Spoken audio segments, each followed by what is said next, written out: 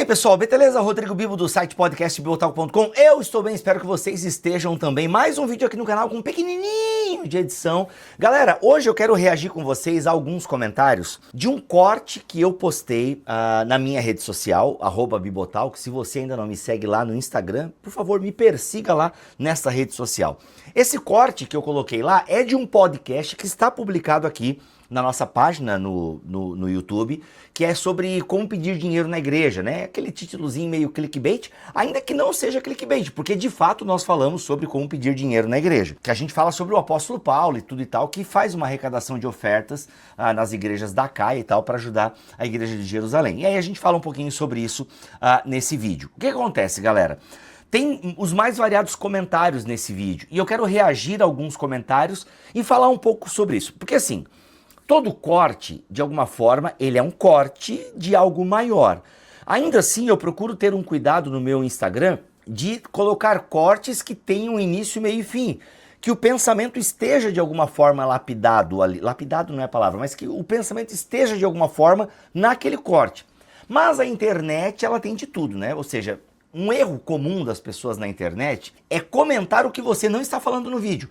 Você está falando isso, mas isso... Cara, mas vamos falar do assunto. O que eu falo no vídeo tá errado? E algumas pessoas às vezes se prendem ao que eu não falei no vídeo.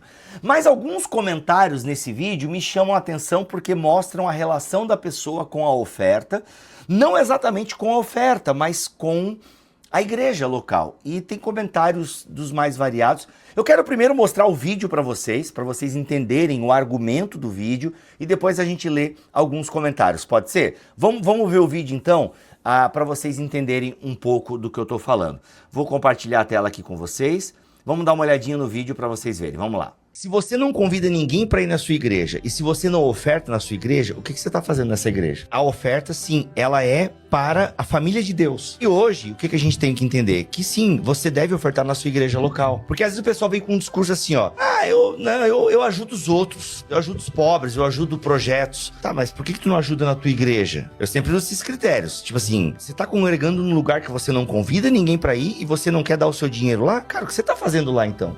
Isso é um problema, porque sim, a igreja local, ela é um local propício para receber da sua oferta. Eu ajudo outros lugares. Cara, então você acha que a sua igreja não está ajudando ninguém? Então tem um problema para resolver aí. Porque na teologia de Paulo, só para concluir, para deixar bem claro, a oferta é na igreja local. Claro, com isso eu não estou dizendo que você, quando ajuda alguém, um amigo seu, um parente seu, claro que Deus entende que o seu coração é generoso. Cara, a todo momento é entre os irmãos. É uma ajuda de que você está ofertando na comunidade local porque os seus irmãos precisam. E dentro da teologia macro do apóstolo Paulo, é primeiro aos domésticos da fé, na teologia de Gálatas. Bem, o vídeo, ele é muito claro. Fala por si só. Eu falo das ofertas, que o meu princípio do vídeo é o seguinte, cara, se você não oferta na sua comunidade local e você não convida ninguém para ir lá, o que você está fazendo nessa comunidade? Tem algum problema, tá? E aí depois eu falo que a sua igreja local é um local propício para receber as suas ofertas. E isso é um princípio muito claro no Novo Testamento. O próprio ministério de Jesus só foi possível,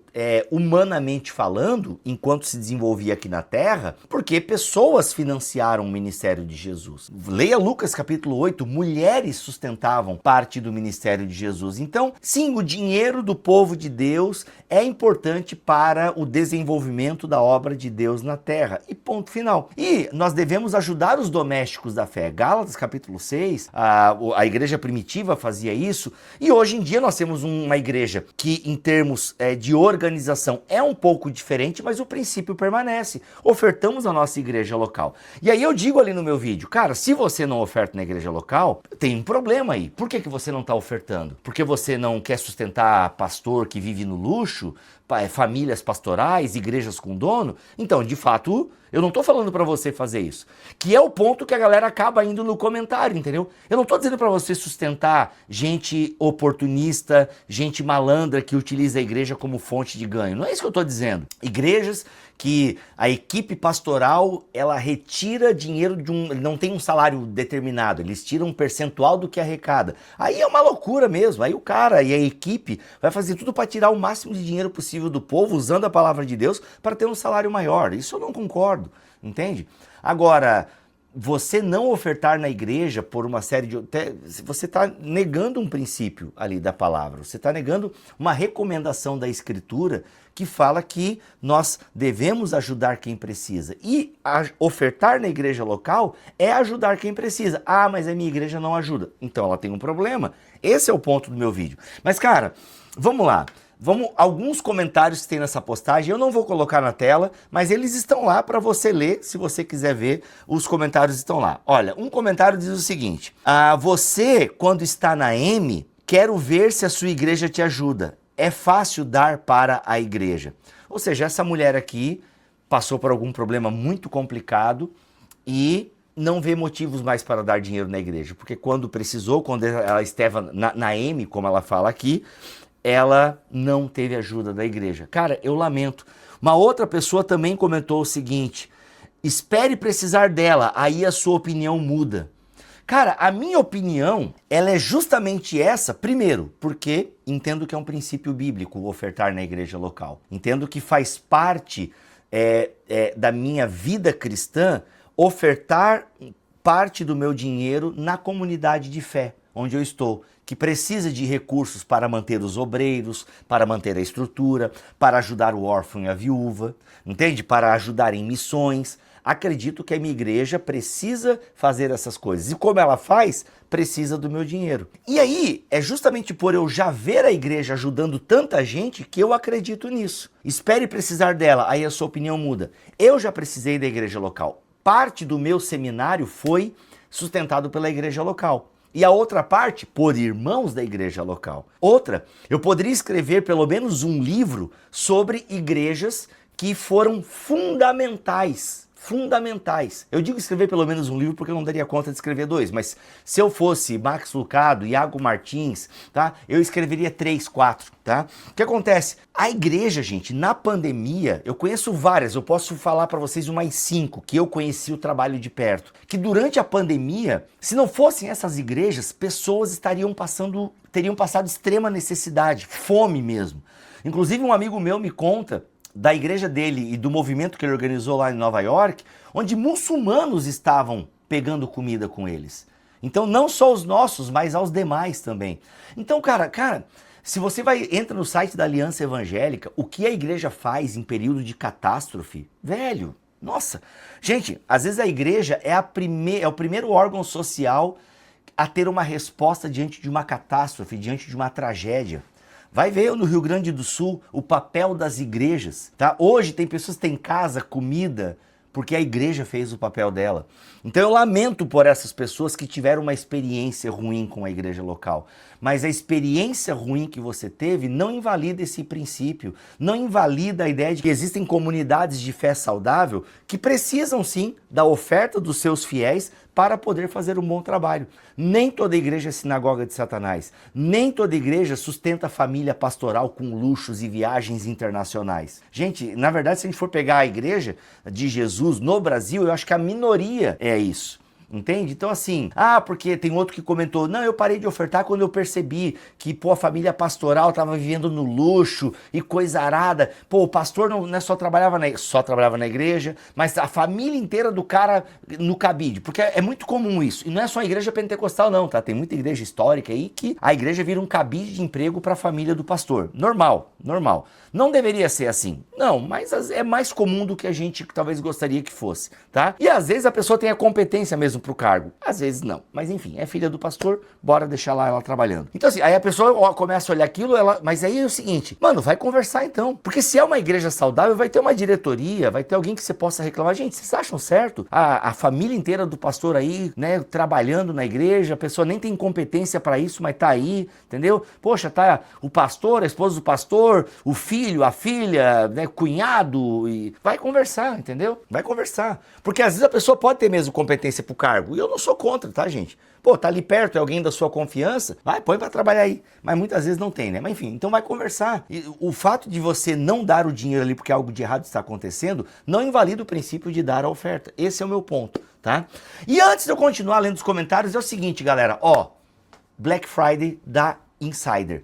A Black Week começou e agora sim, gente, a gente tá na semana mais incrível da Black Friday da Insider, porque o meu cupom Bibotalk, ele se soma a outros descontos que podem chegar até 70% no site da Insider. Sério, o meu cupom se soma a outros descontos que podem chegar até 70%. Outra coisa, frete grátis. Já falei que tem frete grátis? Qualquer compra com frete grátis. Outra, compras que passam de R$399 vão te dar brindes, tech t-shirt, top. Mano, sério, aproveita. É a sua chance de ter uma camiseta tecnológica, roupas tecnológicas, meias, cuecas, uma série de produtos. Ó, eu tô aqui vestindo uma Henley, que é a minha camiseta preferida da Insider. A Henley e a Core T-shirt são mais encorpadinhas e tal. Eu amo essas camisetas, amo as cuecas da Insider. Sério, eu já falei que eu uso mais de uma vez. Meias da Insider, uso 2, 3 vezes. Agora, viagem acontecendo, mano, final de ano, velho, a minha mala vai estar pequenininha. 2 bermudas da Insider, uma calça,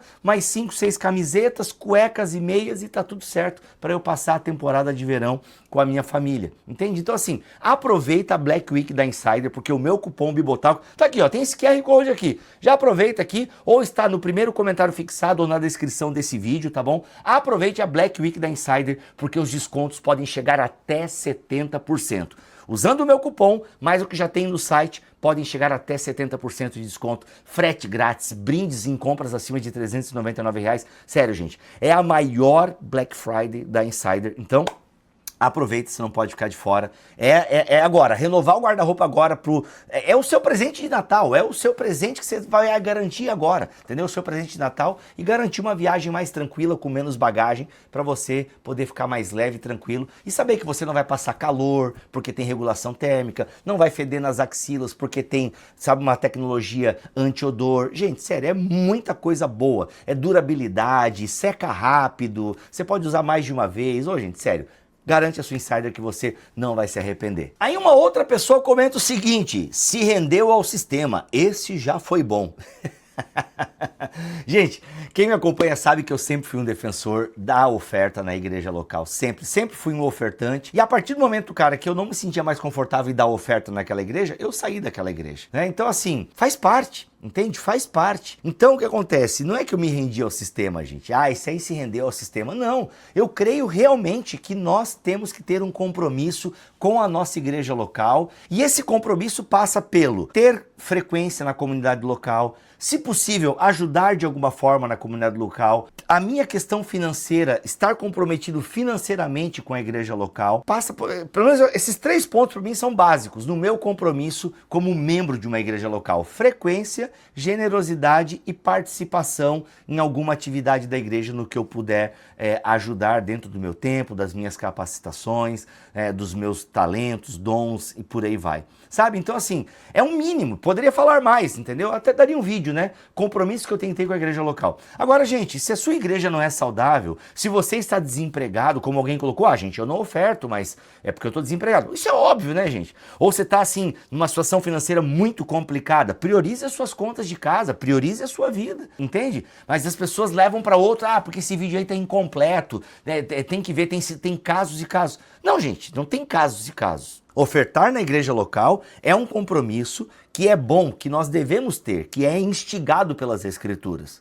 Agora, você não tem condições? Beleza, não participe, porque você não tem condições. Agora, é outro motivo que te leva a não ofertar? Esse é o ponto do meu vídeo, então vai resolver.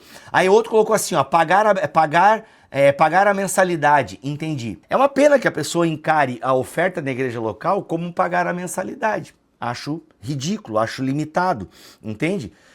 Porque não é isso. Porque assim, não é uma mensalidade de um clube.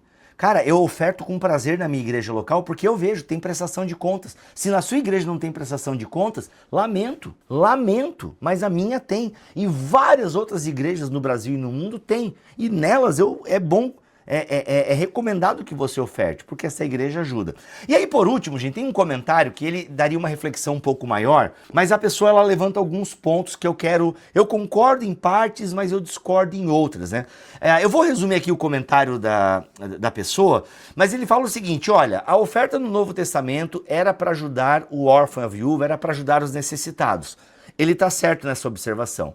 As ofertas eram para ajudar quem precisava e para manter, obviamente, o obreiro que é digno do seu salário. Já no Novo Testamento está muito claro que pessoas poderiam ser sustentadas pelo ministério e o obreiro é digno do seu salário. Paulo defende isso e isso fica pressuposto também no livro de Atos. Ponto, isso é indiscutível. Pastor pode ter salário. Quem diz o contrário não entendeu as orientações paulinas e da igreja primitiva. Normal e tranquilo e bíblico a igreja ter funcionários. E aí, gente, vem outra coisa. O mundo vai mudando, né? A forma de se organizar enquanto igreja vai mudando. E aí, sim, o princípio de continuarmos ajudando o órfão e a viúva e quem precisa, ele deve permanecer. Mas essa pessoa começa a dizer que o foco da igreja mudou. Agora está no prédio e não na ajuda. Cara, depende. Entende? Eu acho que o comentário dele é um pouco mais radical, porque ele generaliza. Eu conheço igrejas que investiram uma grana federal no prédio, uma grana federal. O espaço kids da igreja é incrível, vários temáticos e tal, tem sala para crianças autistas e tal, esqueci o nome da sala até. Salas de estímulo e de, sabe, para criança se acalmar também, toda almofadada, enfim. Cara, gastaram uma grana com um sistema operacional para gerenciar a igreja. Eles gastaram uma grana com isso. Só que, cara, é uma igreja também muito ativa na questão social. E eu conheço umas 3 igrejas assim, que investiram no prédio, mas continuam investindo em obra social. Porque esse seguidor aqui, ele deixa uma brecha. Ele diz assim, ó, manter as despesas em um lugar agradável, ok. Cara, o que é um lugar agradável? Porque o que é um lugar agradável para ti pode ser demais para outra pessoa. Não, Bibo, para mim um lugar agradável é ter um teto, um ar-condicionado, uma cadeira e um som decente. Para outras pessoas, cara, para que som decente? Para que ar-condicionado? Para que cadeira confortável? Entende? Então qual que é o... Aí a gente entra numa área meio cinza. Entende? Tem igrejas que ela pode investir na estrutura do seu prédio, ampliar a sua igreja e continuar investindo em obras diaconais, né? A igreja não faz ação social, ela faz diaconia. Então, assim, eu acho que é um comentário um pouco complicado dizer que o foco mudou totalmente. Não, podem ter igrejas que o foco mudou, mas não pode ser que são as igrejas. E eu também não posso achar que toda igreja que é bonita e que tem um prédio bonito não faz obra social. A gente precisa diaconal, tá? Então, assim, a gente não pode exagerar, tá? As igrejas modernas estão usando o recurso das ofertas e dízimos em modernização estética. Cara, depende, não dá para generalizar. Até porque eu conheço igrejas, vou falar uma, por exemplo, que eu sou fã, né? A Ponte. A Ponte é uma igreja em Recife que amplia os seus prédios, mexe na estrutura, entende? É uma igreja bonita, entendeu? É uma igreja bem bacana, só que eles têm uma obra social incrível. Entende? Eu vou até falar o nome da outra igreja. Outra igreja que eu me referi é a Igreja Aba, em Criciúma, tá? É uma igreja que é bonita, é grande, ela é num local maravilhoso e eles têm também uma ação social incrível, gigante. Entende? Então, a própria Onda Dura, que eu já fiz parte, é uma igreja que investe também na sua estrutura, mas tem também uma ação diaconal muito legal. Entende? Então, assim, gente, não é problema investir na igreja. Mas, é claro, se perde o foco, se deixa de investir em quem precisa para só cuidar da estética, isso realmente é complicado, mas a gente não pode generalizar. Tá bom? Então é isso, gente. Como é que você lida com essa ideia aí da oferta? Você oferta de forma grata na sua igreja local? A sua igreja local lida bem com a oferta? Como é que é esse lance? Tem prestação de conta para os membros da comunidade? Quem é membro da comunidade tem acesso à contabilidade da igreja? Porque sim, esses dados devem ser abertos para quem é membro da comunidade. Se você lá é membro, está lá cadastrado, membresia. Sim, gente, hoje a igreja tem que ter essa organização, entendeu? Senão vira bagunça. Então, hoje em dia, pede essa organização. E se você é um membro, está lá dentro dessa comunidade, você tem acesso às finanças básicas da igreja, é importante. Tá? E você dá com alegria oferta na sua comunidade local? Me diz aí nos comentários. Deus abençoe e até o próximo vídeo, se Ele quiser assim permitir. Fiquem todos na paz do Senhor Jesus.